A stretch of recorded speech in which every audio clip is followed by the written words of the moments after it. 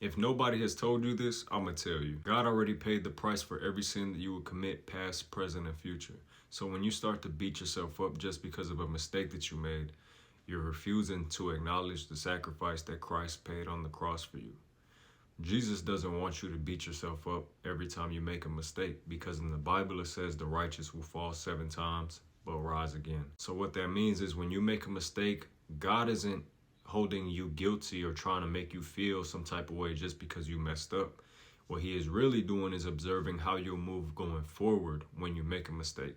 Will you just be depressed and wallow in sin and beat yourself up over it? Or will you turn directly to him when you make a mistake and try to lean on him instead of trying to lean on yourself? Because when you make a mistake, it's really easy for your thoughts to trick you into making more mistakes, because you make a mistake and you tell yourself, I'm not worthy of God. I messed up again. I smoked once. I might as well smoke again. I had 1 drink. I might as well make it 2.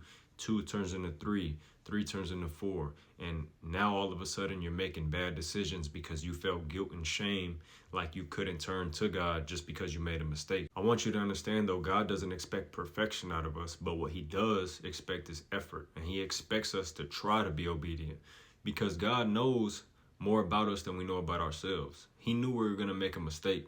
And just because you gave your life to Christ or you're trying to grow closer to Jesus, it doesn't mean that you won't have to fight these battles.